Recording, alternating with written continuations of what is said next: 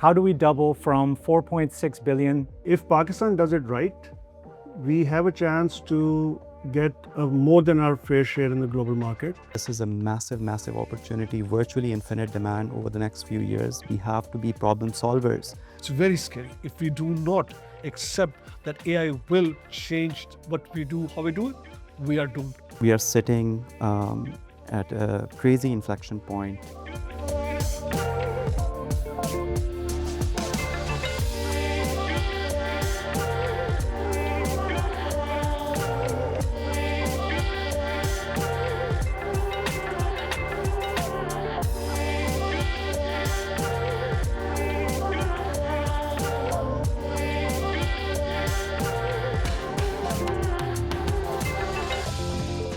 So we're excited to have these masterminds with us.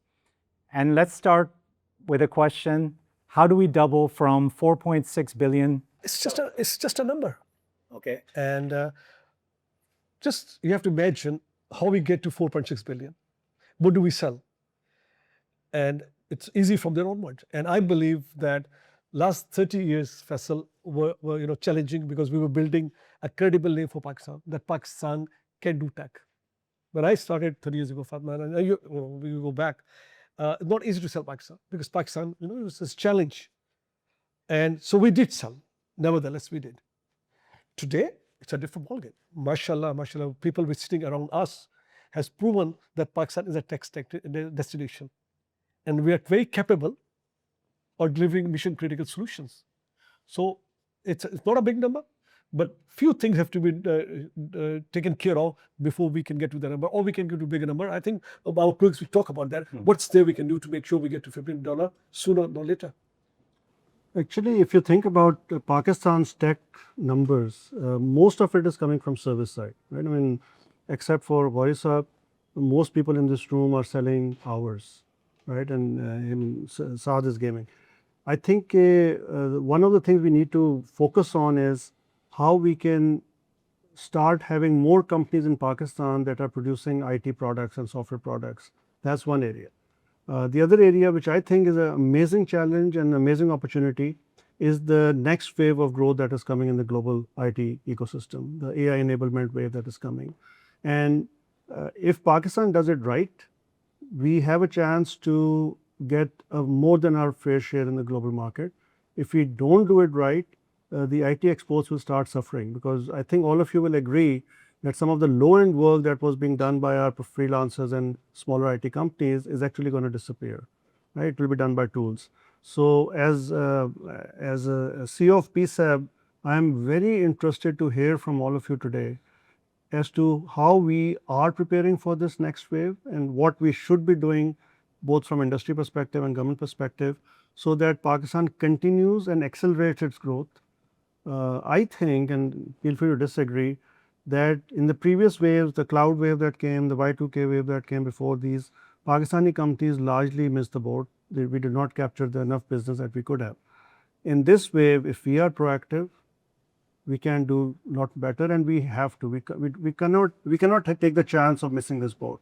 So my hope in this roundtable, honestly, is to get actionable items that you would want government to do for AI, or whether it's on skill side, whether it's on software side, whether it's on hardware side, whether it's on policy side, and what are the companies thinking of doing? What are you all doing for your companies, and how we are going to take advantage to increase export, right? And that's the elephant. The first thing that I'd like to sort of bring to the table is so if you look at 4.6 billion that we are sort of exporting right now, and you divide it by the number of people that are employed by the companies exporting, which is around 800,000 people, the number that comes out doesn't match. The math doesn't work out, right? Because the average salary becomes too low, which is significantly less than the billable rate. That sort of points out that where is the rest of the money going? So is the number 4.6 billion, is it our true export number, or is it the number which is landing here? So before we increase that number, so we have two ways. A, we make more, get greater business. The other is whatever business we are already winning, is that money landing fully in Pakistan or not? And if not, why? So while we might be a good tech destination, are we a good financial destination as well? Are we attracting capital as well? So I think at the government policy level, that is one of the foremost. And of course, there are other elements. There's an element around skills. There's an element around policy, around infrastructure, whether we have enough data centers or not. There's elements around opening markets and ease of travel and etc. But are we a good finance destination for our dollars? Yes or no? That is the question that we need to ask. So, and that is, once that happens, because imagine like we go out, we build out that AI enablement for our industry, and all our companies end up, doing another few $1 million of business. Would those dollars land here? No. So if as a government whose primary interest is to increase the dollar export, first we have to become a good finance destination. So that's what I would like to bring to, like to discuss here. How do we do that? And Fatima, you're running one of the biggest companies in the table, over 5,000 employees. What would you say that we can do to get you to 10,000 people or increase your? So first of all, I would like to state that it's important to appreciate that we got to 4.6 and what happened in that particular process, and as mentioned by colleagues around this table, is that there were certain elements that were put in place in terms of strategic intent, in terms of infrastructure, and a drive towards achieving this 4.6. Of course, there are many, many elements that go into it. So that's the starting point. The other aspect is, before I come to our own and how we are strategizing for growth, is what are the elements which will get us to 15 billion? I mean, if you do the maths, I don't think with this growth rate, we will cross 10 billion unless other certain interventions are put into place.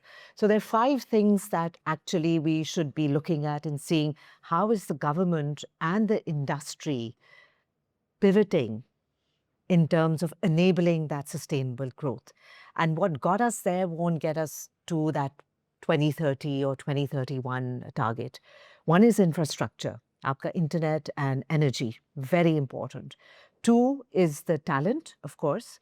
Talent, that is something that has been alluded to earlier as well, per hour is not sufficient. It's about what kind of skill set. So that low code, no code, it's not. That's a thing of the past now. It's a different kind of skill set that we require. It's also expertise, industry-specific expertise.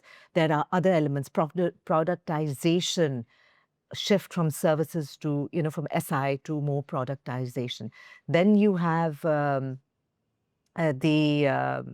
what you mentioned, access to capital, to scale. And then there is market access. So the brand Pakistan is that, I know that destination, PSEB, Pasha, the government has committed, whether it is through the Ministry of Commerce, through Udan Pakistan or the MOITT, appreciating their trust and their support to enabling the industry.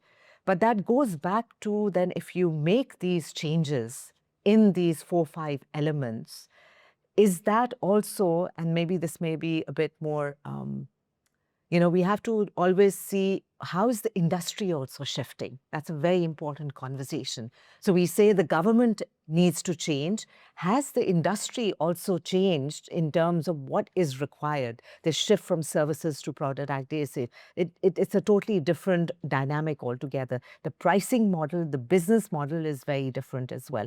Are we actually set for that? So as a company ourselves who have an established we started as a management consulting firm back in 1987. Over the last 10 years, there's been a sharp pivot more towards technology and outsourcing. But we have a very diversified portfolio, as most of you know from PwC days, human capital transformation, etc. But going into different markets also means understanding what those markets mean. And that alignment of, we say Saudi Arabia or Middle East or European markets, North American markets, what is their 2030 vision? Are we aligned to, what they want and enabling those services as well? And 2, what are your clients asking for? So that's a question that we keep on asking, that we're serving across 4 continents, these 30+ countries that we're serving today. We're continuing to grow because we keep on asking ourselves, what is the client wanting now? They said, oh, you've done this yesterday. Now what are you offering? We want productization. We want AI governance. We want secure cybersecurity. So I think these are very important conversation. And then you collapse it back to, is the industry in Pakistan ready to ride that wave? And yes, sir, you're running a premium outsourced company and with 1,000 engineers. You're one of the techiest guys I know. What would you say we do to double it and help other companies go premium as well? I think the very first thing we need to do is, coming back to what Faisal was saying, is just realizing what an important inflection point in history this is, right? I think there's a certain kind of work, even in the services sector, which is going to be virtually infinite in demand for the next 5, 6, 10 years easily. I was talking to a friend and he was telling me that Anthropic picked up a company based out of England for $1 billion, 400 engineers, only services. But what is it that those 400 engineers were doing, right? Like, I think the term that the industry has coined for those types of engineers is now called forward deployed engineers or forward deployed experts. So these guys are not necessarily your hardcore technical people. They're good engineers, but what they are very AI native. So what they understand is, okay, virtually every single enterprise and every single business and every single department in the world is now going to need some sort of AI transformation. How do I specialize in, okay, for a bank and its HR, how do I transform that function with AI, right? And so this person has some industry knowledge, some vertical knowledge. They're very AI native. So they're not creating AI, but they know how to use AI and agents to go into an organization, sit with a certain kind of a department, have the background information to transform them, and then sell that transformation. And the good news is that if you make that sort of a company, then an Anthropic or an OpenAI is going to come chasing after you because they're trying to solve the same problem. OpenAI is charging $1 million for a forward deployed engineer to the organization who wants to use OpenAI to transform them. So I think the first step is realizing that this is a massive, massive opportunity, virtually infinite demand over the next few years, but it requires a mindset shift, which is essentially that we have to be problem solvers. We can't wait to be told what to do, which is a very prevalent mindset here. Okay, tell us what you need and we will make it. Now the world is looking at you and saying, okay, this opportunity is here. You tell us how to capitalize on this opportunity, right? And I feel like maybe skill building is one of the biggest things that the government can do. That's one of the things. The other thing that I've been writing about, Amir, I sent you the article as well, is that we have to have indigenous AI capability, right? Like, we can't continue to depend on the OpenAIs of the world, the chat GPTs of the world. And the good news is that it is really possible now to have indigenous capability. Kimi K3, I'm sure you've all heard, is now the smartest model. It's beating GPTs and Claudes of the world. They're going to release their weights on July 27. What's stopping us from the data center that we launched today, right? Like the Sky 47. Bring Kimi, deploy it, and open it up for organization like ours and give us access. And then what that does is it allows us to build capability to achieve sovereignty in AI. And you're no longer dependent on the open AIs of the world. And lastly, I think very quickly to Sajjad Saab's point also, I remember Raza Bakir, when after he left, he wrote an article saying, if an expat sitting outside of Pakistan can open a bank account in a day called Roshan Digital, send money here and earn 7% return on dollars, why aren't businesses in Pakistan who are actually bringing revenues in do the same thing? And that person, the expat, is allowed to take that money out any day they want. So incentivize bringing money back in, not just by saying, okay, we'll allow you to take it back, but also allow us to kind of, put that money to work. So I think that also would make a massive, massive difference. But just to summarize, I think that we are sitting at a crazy inflection point. And even if we continue to do services, I'll come back to, we need to do more equity-based work as well. But even if we do services and transform ourselves to be AI enablers, like Faisal said, forward deployed experts, I think we are literally sitting on a gold mine here. And Saad, you're not just the best in Pakistan, you're the best globally. Game District is doing amazing work, fastest growing company in the world right now. And we're the fastest growing gaming development market as well. Just fill us in on the gaming industry and how it can bring double the money in.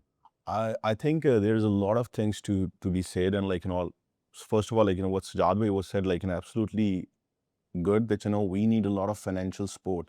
But when you are a product company, you don't only have to work on tech. You have to be on top with the legal stuff. You have to be top on the economy side. You have to be top at everything if you wanted to build a really product company which exits. The first question is Pakistan is a great place to exit a business? It is not.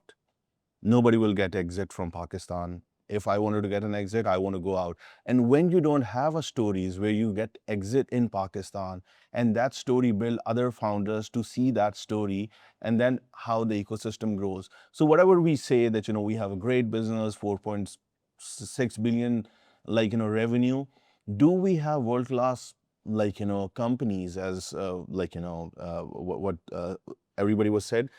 The world-class company who actually build products not only for Pakistan but for the world, and then everybody start looking at. When everybody start looking at us, we wanted to go out because we wanted to get an exit at some point because nobody wanted to come to Pakistan. So we need to see that, what are these areas, how we can improve these areas. So that is for me the most important thing. And the second thing is, when I see there is no ecosystem, I say very pretentious ecosystem we do have, where founders meet on V60 coffees and everything, but not the real cause of action they wanted to build. So for example, I just go everywhere in the world. Gaming is a hit and trial industry. We never seen what gaming could do in Pakistan.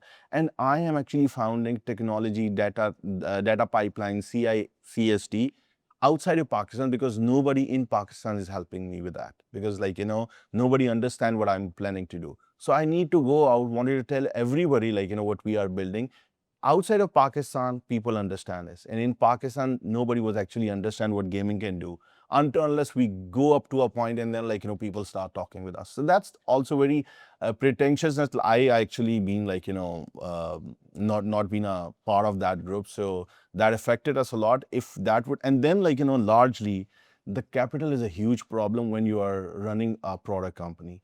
And at every stage of life, at every stage of business, what I have understand, the leverage works the best. So do we have the leverage for those business? We don't have, certainly my finance team say Saad, you have a great business, but you don't have you never take a debt. I said why I have to take the debt?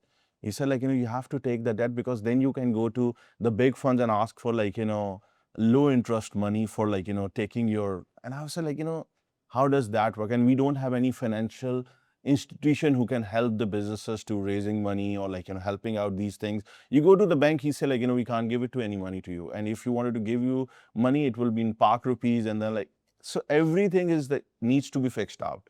I think instead of we will be thinking we take 4.6 billion to more, let's figure it out how to build amazing companies in Pakistan. As Yasir bhai said, that and this Claude would, ChatGPT is asking over human interaction data from the last 6 months, because they said it is this data owned by us, and we have 300 million monthly active users, which is probably highest in the world, and they want that data.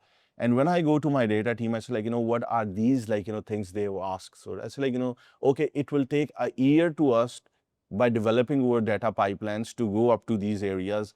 And then my next thing would be which founder I'll go and I'll just tell them sort out for me, and then we can build this product. So this kind of ecosystem we don't have right now in Pakistan, and that's probably, I think everybody have to be chip in and build that. So for a newbie, why is it that we cannot exit here? Yeah, let me, I think opening round, this was great because this gives me a lot of things to kind of analyze. I'll just give it 1 minute each to 3 points that were made in the opening round, and then we can go more deeper. Sujat Saab brought in a very important point that if an IT company sells $100 of product, $100 services, they would do the work, collect the money, they bring 60, maybe 50, maybe $70 to Pakistan. The rest is parked outside. How can we incentivize them to bring it into Pakistan? And that is something which from day one is I've been very focused on because the way our banking system is set up, as I think both of you mentioned, there's no incentive to bring any additional money to Pakistan. To answer Yasir's point, we did open up RD accounts to companies in late March. IT companies, most of you probably have a foreign sub, Delaware, Dubai, whatever, and that foreign company can open an RD account, can move dollars here, can earn 7+% per year interest on that, and can move that money back anytime they want. So all of that is already done. And I can walk you through that. And in addition to that, the ESFC account that companies have, it has its own challenges. And I'm working to solve those challenges. Inshallah, I'm hoping in the next 4 or 5 months. But those are very important because the 4.6, as Salim Saab originally said, that's just a number, right? And in real terms, the IT exports of Pakistan probably are already 9 billion. We don't know, right? So it's a number, but we somehow need to solve the financial destination Pakistan issue as well. Yeah. So one of the things we need to look at is why do we have to keep that money over, right? A typical company, I mean, if you see a lot of our companies, they maintain a Dubai branch and have zero business there. It is actually just a banking destination, right? It's just a bank. Now, keeping a bank account in anywhere in UAE is a very expensive enterprise. You're spending $30,000-$40,000 just to keep it. You have to have a company incorporated every year. You have to have an office space, be it a co-working space or whatever. So it is an most expensive way to keep an account open. Now, why do they still end up doing it? So two things have to be considered. First, the 30% that you mentioned remains outside. It remains outside for good. So that 30% has been compiling for decades. So it's a significant chunk today. The other is that why do companies have to do this? And the reason is that the way our state bank policies are and how difficult it is to take money abroad, that's one reason. So they keep it outside to take care of the expenses outside. The other bigger problem that has started over the last few years is a number of our payrolls are now being processed from outside. There are companies actually providing those services. We've actually created an industry where you pay them overseas and they process our payroll locally. And the people are parked here. And people are parked here. So that invariably, that will increase now that 30%, if it is 30%, I think it is a bit more, but even if we say it's 30%, that percentage is increasing now because now the payroll is also being shifted. Let me add a practical example of ourselves. We have 9 different centers around the world. We have offices, we have people, we have marketing, we have travel expenses. How do I pay if I park my money in Pakistan? Very simple question. Go to State Bank and ask for a transaction, you see what happens to you.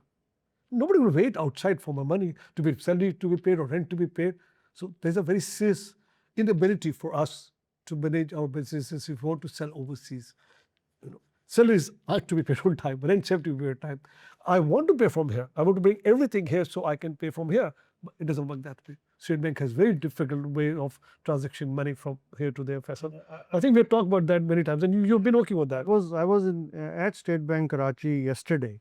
In fact, in the morning I was with State Bank talking about exactly this issue. And Salim Saab, to answer your question, I told them that in an ideal world, Pakistani bank should operate as quickly and as frictionless as UAE Bank or US Bank, right? Absolutely. And you'll be happy to know that yesterday in the meeting, we had not just State Bank, but 4 of the largest Pakistani banks sitting there. And we told them, State Bank and me combined gave them the message. And the message from State Bank was, first of all, no forms. It has to be, everything has to be digitized. Everything has to be online. Click of a button. A company from their ESFC account should be able to send money outside Pakistan to pay anybody. No forms. Remember the stack of forms you sent to the minister once? Forward. All of them have to be eliminated. They asked me the process, I gave them. All of them have to be eliminated. Everything has to be digitized. And the other thing is the commitment from the banks that when somebody sets up a payment out, it will be delivered in 24 hours to the other person, right? That is the commitment. And State Bank told the banks, and I was sitting there, this is what you have to do. You don't need to talk about it, you have to demonstrate it's something you do. And if State Bank has to modify any of its regulations, we will do it. And it will be done. Faisal, do you think this trickles down to the lower layers? Because my experience is anytime you talk to the top leadership of any of these institutions, right? Like they're all brilliant people, the Secretary of IT, the Secretary of Finance, they're all committed. I think things get clogged up in their message is somehow not trickling down to their lower layers. In the banking side, the State Bank often says, please, every bank, then whatever number of banks you have in Pakistan, every bank has a focal person who understands IT. Just talk to that person. Don't talk to branch people. They don't know. They'll just confuse you. They'll drag your feet. In Tech Destination website, we have a list of focal person. Having said that, if you think about it, when I look at my own banking, the only time I went to the branch was to open the account. And the other time I go to branches if I need to get cash up. Otherwise, everything is, I don't go to banks. So what banks are saying that we will have focal persons in each bank who understands IT. And then the smaller city people should still have access to the right people, because the branch people will confuse it. We can go into a complete discussion on that. I don't want to take too much of the time. I just want to answer two things. One that you mentioned, one that Saad mentioned. AI and the hardware software side of AI. You talked about Kimi, you talked about, from a government perspective, and we have been very public about this, there are two things the government is saying very publicly. One is that the government itself does not want to be in the business of setting up data centers. We believe there's something the private sector should do. When government gets into this thing, everything gets confusing, right? So number one, we are Sky 47 or Gul Ahmed or Quantum or Data Vault. I mean, we right now have 30 data centers in Pakistan, but the number is deceptive. You have to look at the capacity of each data center. Sky 47 is very big. We need more of those. So I think that's a capital intensive business. We can bring in more investors. The point I'm trying to make is, as a country, Pakistan government is trying very hard that we should not fall into this thing that all of our data centers are on the same technology. So we are trying very hard to say, 50% could be on NVIDIA chips, the remaining 50% should be on Huawei or Alibaba or something, so that if something goes sideways, we are not totally dependent on one side. So from a policy perspective, this is what we're trying to do. Again, it's on private sector, and totally understand your point about some of the new tools coming from non-US sources are much cheaper, still have very good power. Then we should incorporate that. And just one last point on SAR, exits, right? I was asked to speak at a Pasha event about 2-3 months ago, where they had the PSX guy on the call, and they want me to come. So I asked my team to tell me how many tech companies in Pakistan are public. They gave me a list of like 7 or 8, maybe 10. I looked at the list, I'm like, it's essentially just 2. Honestly, they're just 2. It's just NetSol and Systems. Right? The other companies were not even tech companies in my mind. So to Saad's point, there are no exits happening in Pakistan. Why are tech companies not going public? I mean, there are a number of reasons I'm aware of, you are aware of. If we ask you the question, you can give us the reasons why companies are not going public, but they should. We should address those reasons. Not having same books, not bringing enough revenue to Pakistan, that whole question around paying people from outside Pakistan actually screws up your revenue numbers as well. So everything becomes, you just solve one problem and start having multiple other problems happening because of that. So I agree with Sajjad Saab that we should solve that problem. And he knows my viewpoint on that issue, on that remote worker issue and paying people from outside issue. We need to solve it. All we wanted was some data to understand what is the extent of that issue. Let me just throw one last thing and then I'll quit. In this 4.6 billion, we have 1.16 billion that State Bank tells us is coming from freelancers. Right? When we publicized it, I mean, PSEB had a post about it, clapping and kudos to freelancers, and they're doing great. Now, nobody in this room can tell me how much of that 1.16 are freelancers versus executives that are getting paid from Dubai. right? Or remote workers. That's what I'm saying, right? I mean, those are people working in Pakistan getting paid from outside Pakistan. Nobody knows that. We can guess, right? I mean, I can ask you, you can have a number.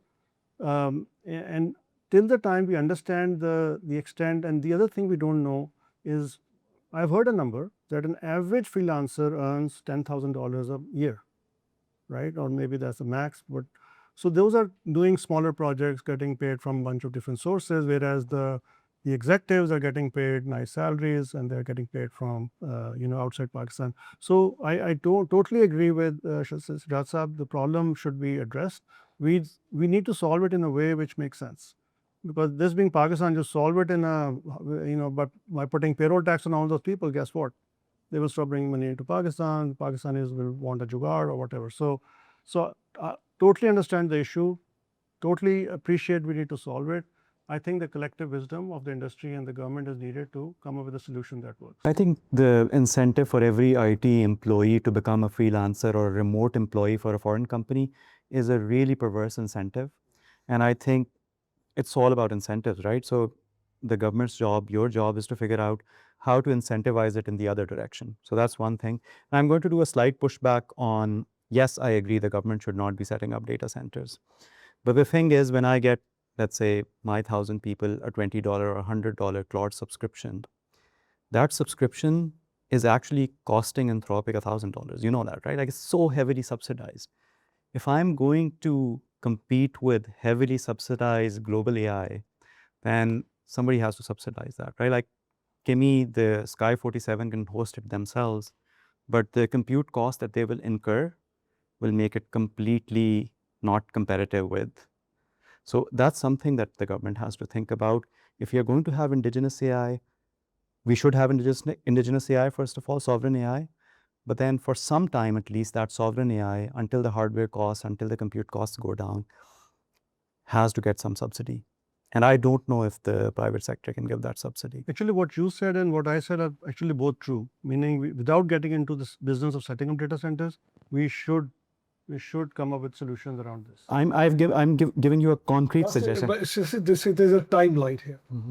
Now, we talk about AI, and I think AI is an amazing opportunity for Pakistan compared to the previous IT. So I keep them separate, IT and AI totally separate. Now, IT was very people dependent. It was all people. Your hardware, your software, and a person working together to process. So that was IT. So our neighbors did very well because they had millions of people with the degrees in IT, and so they minted, took the opportunity and did well. Well, table is turning now. So now it's not about number of people, it's the number of quality people. So I like that. I like this period better than IT. I believe we have a small number, but I believe we can have smarter people. I think this is, for me, it's very exciting. So what we have to do is focus. Let's not worry about too many people from here, but some people with very good skills, and they're very accessible, they're very doable. It's not very difficult to train and put skills with the people because we're talking about small number. So personally, I believe this is an amazing opportunity. Jo aap baat kare, miss kar diya, cloud miss kar, yes, we did that. But this is not one boat we will miss, inshallah. I believe all of us, we understand that. Yeah. All of us, we know how exciting it is. On the other side, it's scary also. It's very scary. If we do not accept that AI will change what we do, how we do it, we are doomed. I tell you very clearly. And unfortunately, most of our industry is based on services. And I believe that we all must make sure very quickly adopt and change our skill set from normal repetitive business to make sure that we have a higher end of the skills of AI and they are employable. And we go to higher dollar value. So what we're doing is we charge a very high value for purpose. I personally think that, we would definitely miss the AI ship, 100%. And the reason why I'm just like, say this, because at the end of the day, everything falls on the finance. So you're talking about the neighbors, like, just imagine how many companies they have who probably went to public. And I'm just like, have this story where there's a gaming company and BlackRock wanted to invest in them. And they said, say no to BlackRock because they say, like, privately we have so many investors who wanted to be a part of this. Nifty's like, 25x and everything. And where there's no public companies who have this capacity to like, pay to those amazing employees huge amount of money and who build this AI ships in Pakistan.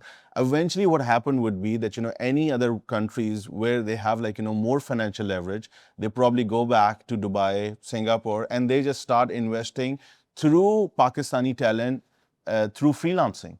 So it's not only about like, what we want to do at the top, it's also like, the freelancers, the remote workers, they wanted to make money for their lifestyles. And how we can provide them without a financial leverage we would have, that would be a challenge. It would be again chicken and egg problem for us. I'm not that pessimist. I'm very optimist. I see very differently. It's not just about the finances, about our ability to sell ourselves with a higher value. And if we earn in dollar, we can pay in dollar. Very simple. I get paid in dollar. My old billing is in dollar. So I can take care of these people with what I get. And second thing is that we should also dip into Pakistani experts in globally now. Anzur is, you're sitting in front of us. We do that. I believe that in 30 years, we have such a big pool of Pakistanis now with expertise, which we never had in the past. And I believe that companies, like ours, make sure we do tap into those resources, and some of them will come back because now they get paid in dollars. Guys, that's the second thread that I wanted to talk about. So the first one is stop selling hours, but start selling outcomes, right? And somebody will pay you much higher for outcomes than they were paying you for hours. But the second thing is that, honestly, I regret not doing more work for equity. Like, we just don't do work for equity. Companies that we helped turn into like multi-billion-dollar companies, we had the opportunity to have equity in those companies. So I think we get too short-sighted, too hung up on cash flows. We really need to start owning some of the technology that we are developing also. And there's always opportunity. If you want to compromise on your cash flows, that's okay. If you are able to compromise on your cash flows, there's opportunity to get equity. So I wish we stop being a little bit short-sighted and start doing a lot more work in collaboration with, some Pakistani sitting in America who wants to build the next billion-dollar company. Tell him we'll work for you and we'll work for equity. But you have to make sure that we get the same level of equity that you'd give to somebody Yes, sitting in it's the US. interesting. Sorry, Amir. It's interesting when you're dealing with a new customer, as a vendor and customer, you talk. And if you give them a hint, look, $100, just pay me 80. For $20, give me this percentage. Just with you, think about it. It works.